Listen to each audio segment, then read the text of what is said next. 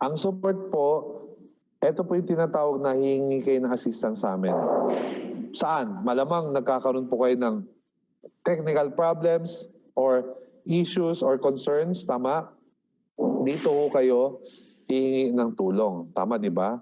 There are 3 ways para makahingi kayo ng assistance. Pwede kayong tumawag, pwede kayong mag-email, or gumawa ng ticket.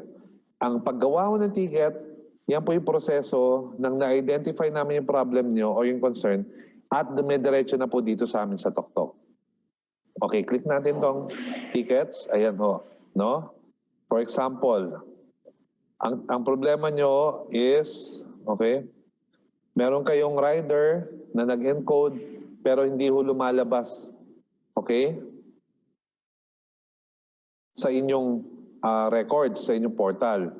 So kung mapapansin nyo, ito yung ticket number ng ticket na ginawa nyo. Ito yung title ng problema. Ito yung status, dalawa lang yung open and close. When you say open, kasulukuyang nire-resolve pa yan or ito ay hindi pa na-resolve. Diba? Pag close na, tapos na, okay na. Category at saka date created. Okay? So gagawin nyo, gagawa ko kayo ng ticket. Madali lang gumawa. Click nyo lang to. Tapos sabihin natin problema mo, yun nga, no? Rider applicant not found in my submenu. Yan yung lalagay mo. Tapos pipili ka ng category rider. Tapos ita-type mo, di ba? Kahit paulit ko ibigay ang aking rider's application link, hindi pa rin lumalabas ang kanyang pangalan sa aking portal. Yan, di ba?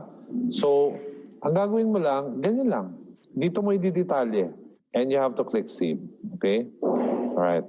So, pag-click mo ng save, automatic, lalabas na yung ticket na ginawa mo. Ayan po siya. Alright? Yan ho. Ngayon, minsan iisipin mo, ikaw lang ba nagkakaroon ng ganitong problema? Baka cellphone lang na rider mo. Ngayon, i-click mo itong view para malaman mo. Ito po yung tinatawag na ticket comments. Ang ticket comments, dyan mo makikita kung hindi lang ikaw or pati ang ibang operator din ang nagkakaroon ng pares na issue na kagaya mo. So, dyan mo siya makikita. O, di ba? Ang ganda ng ginawa ng Toktok.